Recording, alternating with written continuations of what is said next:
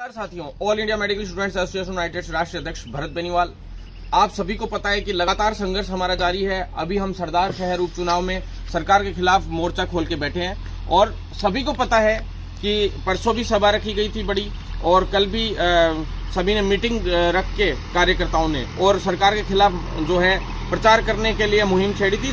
कल शाम को हमारे पास सीएमओ से और जो स्वास्थ्य विभाग के अधिकारियों के यहाँ से खूब लगातार फोन कॉल्स आ रहे थे कि हम लोग यहाँ पे सरदार शहर थे, तो उन्होंने बोला कि आप वार्ता के लिए आ जाइए, हम आपसे वार्ता करना चाहते हैं। उन्होंने वार्ता के लिए कहा, लेकिन हमने यही कहा था परसों, तो सीएमओ के लिए बोला ही था उस वक्त। इन्होंने विज्ञप्तियां भी बोले, आपकी 2 विज्ञप्तियां भी जारी कर दी गई हैं, अब तो कम से कम आ जाओ। तो हमने साफ कह दिया कि विज्ञप्तियां जारी करने की बात थी, लेकिन लिखित परीक्षा से विज्ञप्तियां जारी करने की बात हुई थी, क्योंकि सभी को पता है कि बहुत बड़ा प्रयास करके लिखित परीक्षा से सभी भर्तियों को करवाने के लिए एक आदेश हम लोगों ने आज से 2 से ढाई महीने 3 महीने पहले जारी करवाया था।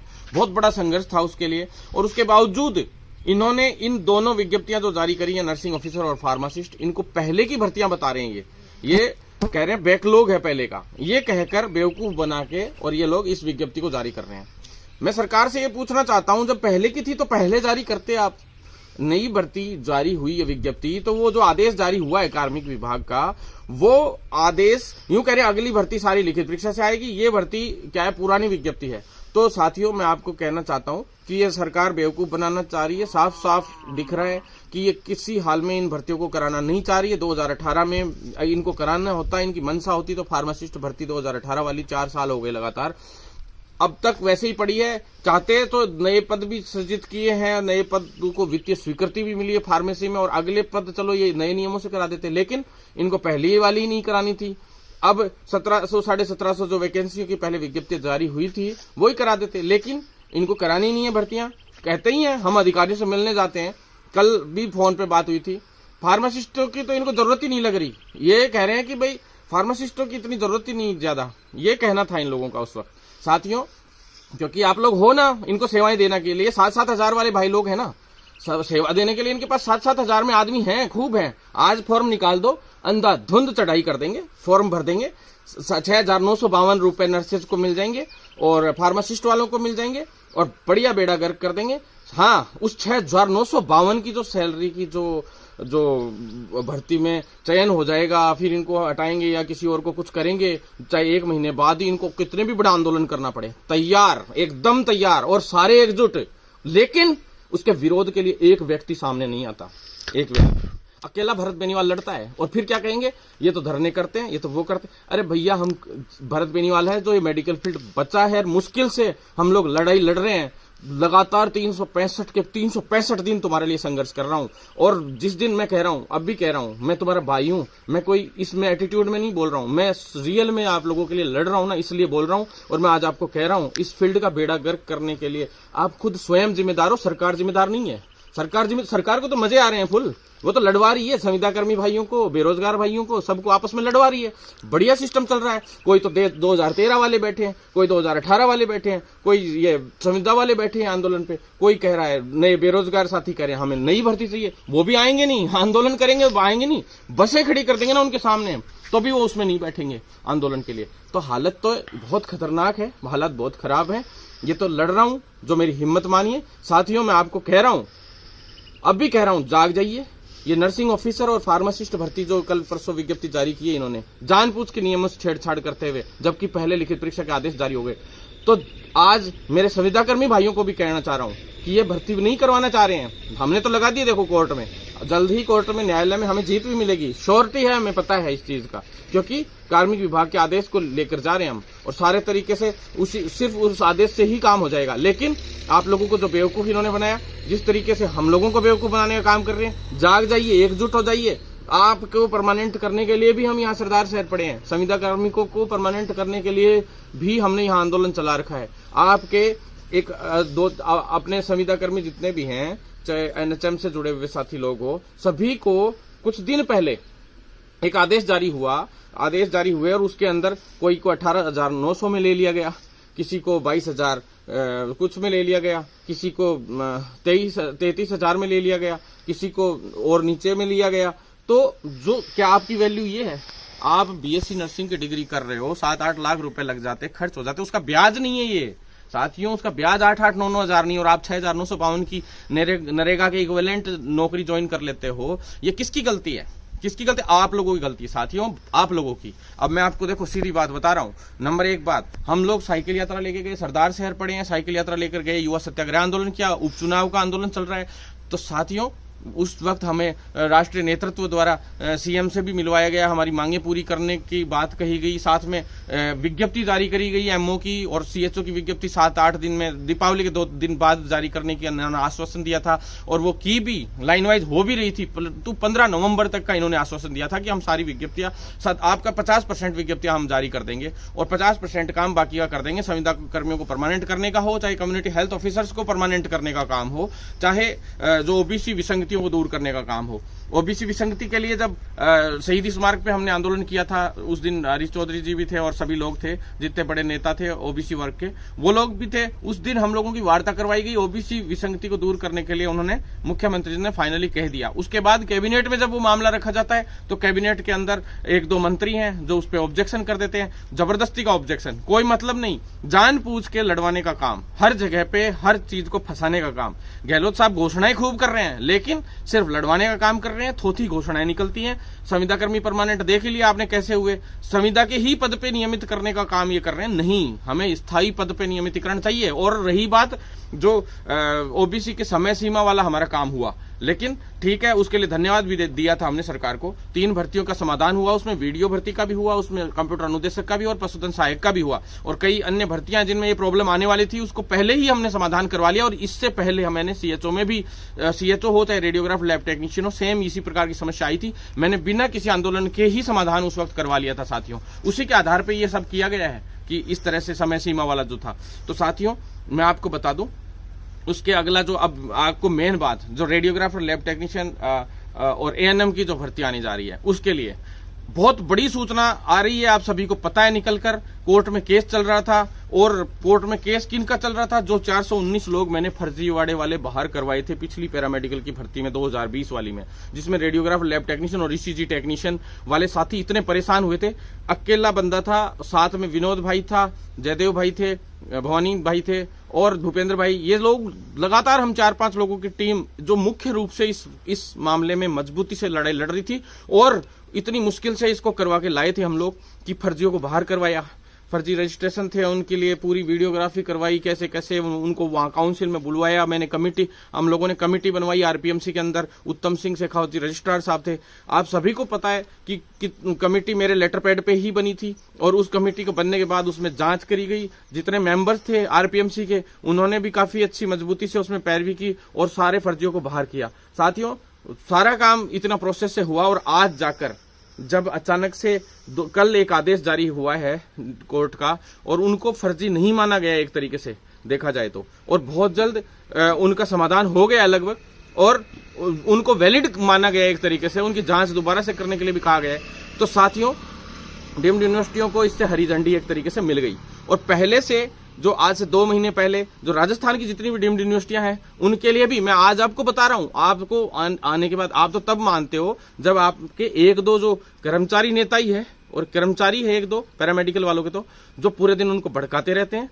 कोई तो कहता है मेरिट पे करा दो, कोई कहता है ऐसे करा दो, कोई कहता है भरत बेनीवाल तो ऐसे कर रहा है, क्योंकि उनकी दुकानें मैंने बंद कर दी। अब उनकी दुकानें बंद हो गई तो क्या है कि वो मेरा विरोध तो करेंगे, कैसे जैसे करके मेरी छवि को धूमिल करने की भी कोशिश करेंगे, सब कुछ करेंगे। हर व्यक्ति के एंटी होते हैं, क्योंकि मैंने बहुतों का इलाज बिठा दिया, आपको पता है। तो साथियों पूरी दुनिया जो है, जितने गलत लोग हैं, 50 से 70% तो गलत ही हैं, और वो सारे मेरे पीछे लगे हुए, और मैं उनके पीछे लगा हुआ हूं, क्योंकि कैसे भी वो चाहते कि भरत बेनीवाल को कैसे रोका जाए। लेकिन मैं किसी से रुकने वाला नहीं हूं, क्योंकि हम ईमानदार हैं और लड़ाई को लड़ेंगे मजबूती से। 419 वाले केस में इतनी भयंकर मेहनत की हमारे खिलाफ, इतनी जबरदस्त कोशिशें की गई कि इसको रोको कैसे भी करके, लेकिन नहीं रुके। लेकिन अब ये कोर्ट में देखो, जुडिशियरी हो चाहे पुलिस प्रशासन हो, एसओजी ने भी ये मामला संभाला था, साथ में मेडिकल विभाग के उच्च अधिकारी, चाहे सारे हो, उनमें से 50% क्या लोग सारे के सारे ही क्या भ्रष्टाचार का साथ देते हैं क्या? मुझे तो अब समझ में आया कि पूरा भ्रष्टाचार के में लिप्तता ऊपर से लेकर नीचे तक पूरा सिस्टम उल्टा सीधा हो रखा है। कई लोग कहते हैं पेपर तो लिखित परीक्षा से भी आउट हो जाए। अरे भैया, लिखित परीक्षा से आउट होगा जब आंदोलन तो करेंगे। ये तो आंखों के सामने भ्रष्टाचार हो रहा है, फर्जी डिग्रियां बन के आ रही हैं और तुम बैठे बैठे देख रहे हो हैं, और तुम लोग ये कहते हो कि पेपर आउट क्यों हो जाएंगे? दम होना चाहिए ना। एमओ का पेपर आउट हुआ था पिछली बार, 2 दिन में वापस करा दिया, 2 दिन में आदेश जारी करा दिया और 10 दिन में पेपर वापस करा दिया था आरयूएचएस से। कितने हो तुम? पैरामेडिकल में कितने लोग हैं परीक्षा में बैठेंगे? लेकिन जो डीम्ड यूनिवर्सिटियां हैं उनको सबको मान्यता मिल गई है। धीरे धीरे वो उत्तर प्रदेश नहीं, सॉरी, उत्तराखंड में भी और वहां पे महाराष्ट्र में भी, और 3 जगह की डीम्ड यूनिवर्सिटियों को सबको वापस मान्यताएं मिल गई और सारा क्लीन हो गया। उसी के आधार पर राजस्थान की डीम्ड यूनिवर्सिटियों को पॉजिटिव किया जा रहा है और पूरा का पूरा भविष्य मुझे दिख रहा है। वो तो कोरोना था, जो कोरोना के टाइम पे उन डिग्री, वो बहुत कम डिग्रियां बनवा पाए, जो गैंग थी सारी की सारी। कोविड में कोई किसी को स्टेट से बाहर जाने के लिए भी 1000 बार सोचना पड़ता था उस वक्त जब ये संविदा पे आ रही थी सारी भर्तियां 2020 वाली, और लड़ झगड़ के हम स्थायी भर्तियां करवा के लाए थे। तो साथियों, इतनी मुश्किल से वो भर्तियां कराई, उनमें इस तरह के फर्जीवाड़े हुए और फिर अब वापस, अब तो खेप की खेप डिग्रियों की नहीं आए तो मेरा नाम बदल देना। ये लोग इस तरह के हालात पैदा कर रहे हैं, बड़ी गैंगें सक्रिय हो चुकी हैं, इनके खिलाफ हम कार्रवाई भी करवाएंगे। और जो है ज्यादा से ज्यादा मैं आपको कह रहा हूं, कम से कम पिछली भर्ती से वंचित रह गए थे डीम्ड यूनिवर्सिटियों के भाई लोग 5 से 6 हजार, और ये जो बाहर के आउट ऑफ स्टेट की जो डीम्ड यूनिवर्सिटियां हैं वहां से 15 से 20 हजार की खेप नहीं आए तो तुम लिख लेना मेरिट से। जो कुछ संविदा कर्मी भाइयों सोच रहे हैं कि हम परमानेंट हो जाएंगे, 25, 30, 50 होंगे, 100 होंगे, 150 होंगे ऐसे साथी। लेकिन उन साथियों को मैं कहना चाहता हूं, आपको भी 1-1 साल का, 1.5 साल का अनुभव हुआ है, इससे ज्यादा का नहीं हुआ है। आप खुद सोच लेना, बैठ लेना, मेरिट निकाल लेना अपनी। साथियों, कुछ एक आप भाइयों को मैं कह रहा हूं, बोनस अंक तो वैसे ही मिलने हैं, लेकिन आप लोग एग्जाम दे के निकलोगे, वो आपकी अच्छी मेरिट बनने की संभावना और भी रहेगी।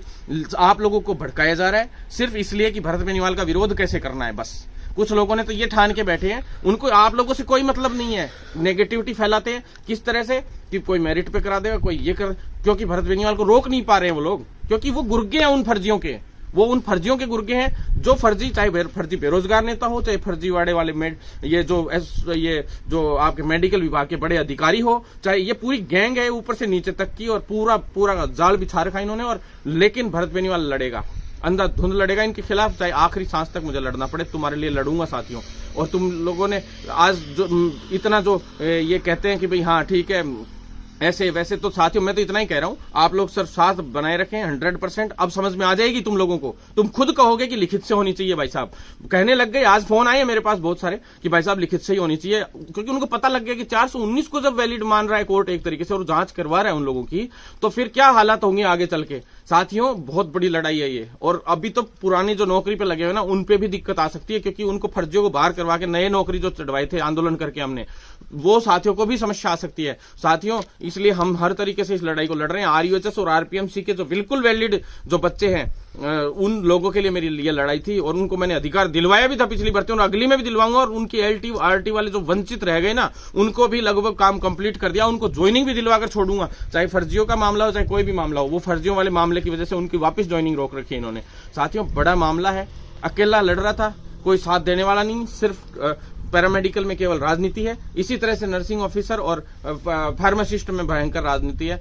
साथियों कुछ नहीं है, सिर्फ दोखले लोग हैं, ज्यादातर घुस जाते हैं कहीं तो कैसे भी बैकडोर एंट्री से, फिर उनको परमानेंट कर दो। ये बिल्कुल बड़ा भ्रष्टाचार है। कोई ठेके के माध्यम से घुस गया, कोई एजेंसी के माध्यम से घुस गया। आप लोगों को तो अभी ये भी नहीं पता कि बोनस अंक लेने वाले कितने हैं, ना तो पैरामेडिकल वालों को पता है, ना नर्सिंग ऑफिसर वालों को पता है, और ना ही फार्मासिस्ट वालों को पता है। आप लोगों को यही नहीं पता कि कितनी एजेंसियों के पास अभी टेंडर है, कि भी उन लोगों ने पीपीपी मोड पे टेंडर ले रखे हैं। कितने, कोई गणित नहीं है आप लोगों के पास। और तुम देखना अचानक आएंगे, और कितने आएंगे, कोर्ट से आएंगे, बकायदा आदेश ले लेके आएंगे। सेमी गवर्नमेंट हॉस्पिटलों को भी इसमें दे दिया गया। और सुनो मेरी बात, प्राइवेट हॉस्पिटल्स हैं जितने भी, जिनमें आरजीएचएस लागू होता है, उनको भी बोनस अंक कर रखा है। और साथ में चिरंजीवी योजना जहां भी लागू है, जिस भी हॉस्पिटल में लागू है, उन सबको बोनस अंक मिलने की तैयारी हो चुकी है। मैं आपको क्लियर बता देता हूं। और साथियों आप सोच रहे हो बोनस अंक गिने चुने, आप गिन लेना, और आप भरत बेनीवाल की ये याद रख लेना बात है। अगर ये भर्ती पूरी होती है और मेरिट से गलती से पूरी होती है,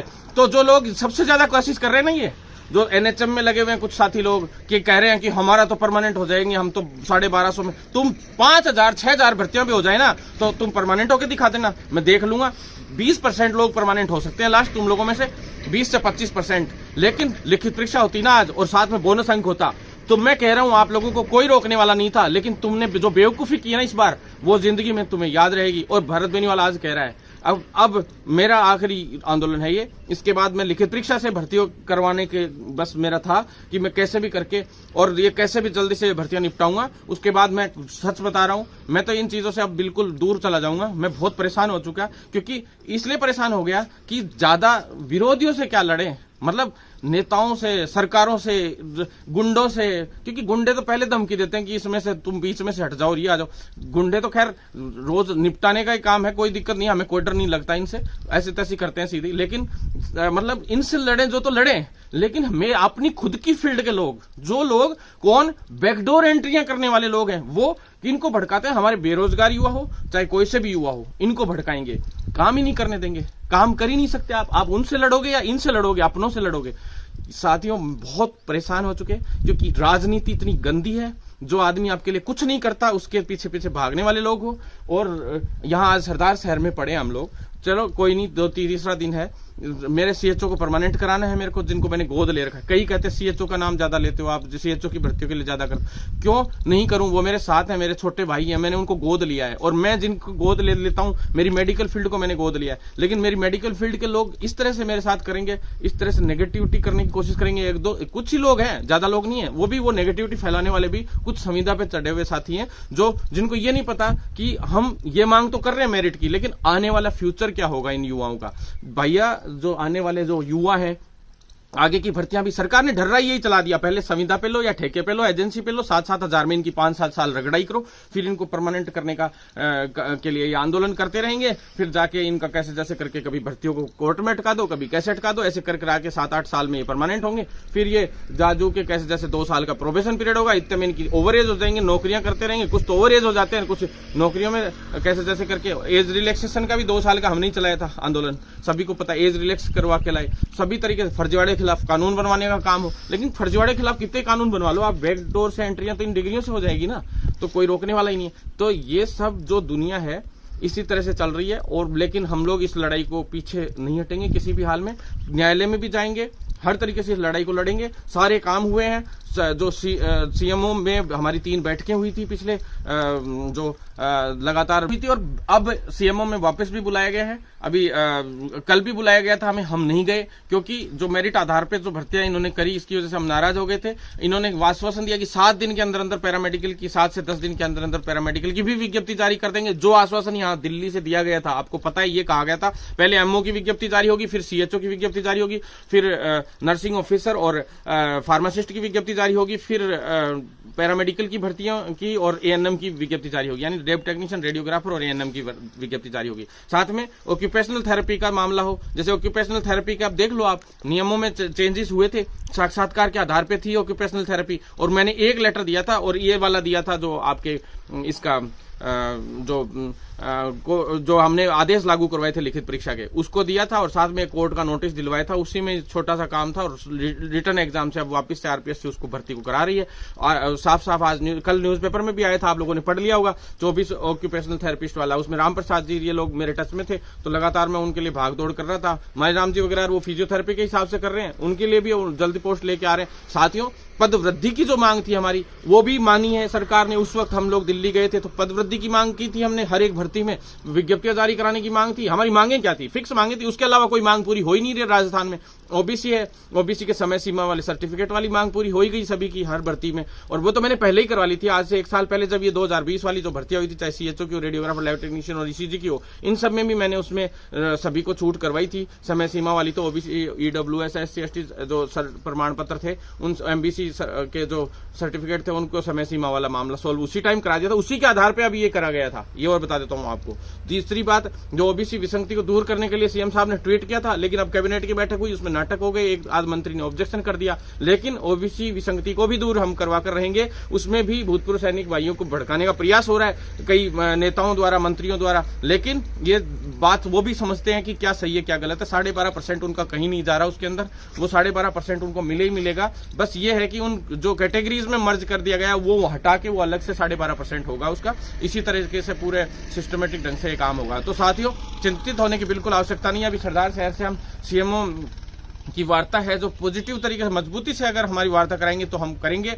और मुख्यमंत्री से भी हम मिलने का वापस प्रयास है हमारा 2-3 दिन में, लेकिन यह है कि जल्द ही इन सभी चीजों का समाधान कराएंगे। और क्योंकि मिलने के लिए आपको बता देता हूं, बार बार यही प्रयास कर रही है सरकार, प्रयास कर रही है कि हम लोग मिलें, और जबकि हमारा मिलने का कोई, हमें काम चाहिए, हमें धरातल पे काम चाहिए, हमें नहीं मिलना, आप तो मिलो चाहे मत मिलो, लेकिन हमें धरातल पे काम चाहिए। और धरातल पे काम सिर्फ अपनी ही विज्ञप्तियां जारी हो रही है मेडिकल विभाग की, और बता दो राजस्थान में क्या हो रहा है उसके अलावा। बाकी तो पहले की जो विज्ञप्तियां जारी हो रही है, उनके रिजल्ट जारी हो रहे हैं या तो बोर्ड के द्वारा, उसमें भी कई लोग आ जाते हैं और कह देते हैं विज्ञप्ति रिजल्ट जारी करो, रिजल्ट जारी करो, डीवी जारी करो, डीवी जारी करो, जबकि वो ऑटोमेटिक ही हो रहे हैं। अधीनस्थ बोर्ड तो सबसे फास्ट काम कर रहा है अभी, आज की तारीख में सबसे फास्ट अगर कोई काम कर रहा है राजस्थान में तो अधीनस्थ बोर्ड काम कर रहा है। और उस अधीनस्थ बोर्ड में भी जाके रोज खड़े हो जाते हैं, और हर 10वें दिन कई लोग अपना डेमो सेट करने के लिए, सिर्फ कई बेरोजगार नेता अपनी डेमो सेट करने के लिए सिर्फ इसलिए खड़े हो जाते हैं जाके कि भाई हाँ ये करो वो करो, परिणाम जारी करो। अरे ऑटोमेटिक हो रहा है भैया, उनको पता रहता है कि होने वाला है 10 दिन में, तो चलो अपने एक प्रदर्शन कर आते, क्या जाता है इन लोगों का,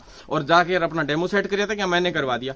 आज तक हुआ कुछ नहीं है किसी से साथियों, सबको दिख रहा है बहुत गलत जो है युवाओं के साथ हो रहा है, बरगलाने का काम हो रहा है। ये पूरी की पूरी गैंग है ऊपर से नीचे तक, इन गैंगों का खुलासा भी एक दिन करेंगे और इनका इलाज भी बिठाएंगे सभी का, कोई दिक्कत नहीं है, बराबर टक्कर लेंगे किसी से भी, जो कोई भी आ जाए। माइकलाल राजस्थान में लिखित परीक्षा से भर्ती करा के छोड़ूंगा चाहे कुछ भी हो जाए। और साथियों जितने भी नर्सिंग वाले साथी हैं वो तैयार हो जाए आंदोलन के लिए, और हमने कोर्ट में भी लगा दिया है, न्यायालय में आपको बता ही दिया मैंने, लगा दिया है, और जल्द ही हमें इसमें जीत भी मिलेगी। और सारी की सारी भर्तियां लिखित परीक्षा से करा के छोड़ेंगे, क्योंकि हमने आदेश जारी कराया लिखित परीक्षा से, उसी के आधार पर न्यायालय हमें लिखित परीक्षा से भर्ती कराने का आदेश देगा। साथियों जल्द ही युवा जोड़ो यात्रा शुरू करी जा रही है, उस युवा जोड़ो यात्रा के अंदर जो है सभी साथी लोग पूरे राजस्थान की यात्रा करेंगे सरकार के खिलाफ। अगर मेरिट बेस पे इन्होंने भर्ती कराई तो लिखित परीक्षा से सारी भर्तियां होंगी। संविदाकर्मी साथियों के लिए मैं ये कह रहा हूं, सरकार जितने अभी जो भी पद निकाले इतने ही संविदाकर्मी भाइयों के लिए भी निकाल के दे दे, और एक तरफ संविदाकर्मियों को परमानेंट कर दो, एक तरफ लिखित परीक्षा से सारी भर्तियां कर दो। हमने कब मना किया संविदाकर्मी भाइयों के लिए,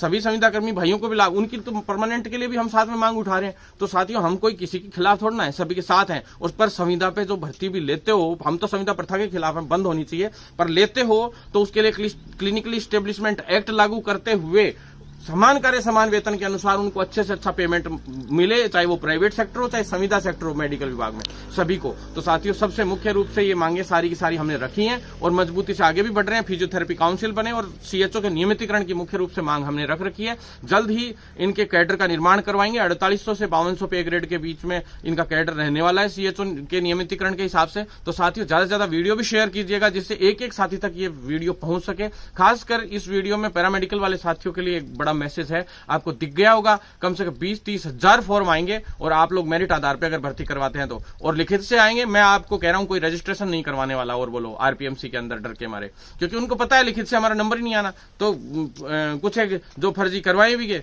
तो उन पे खास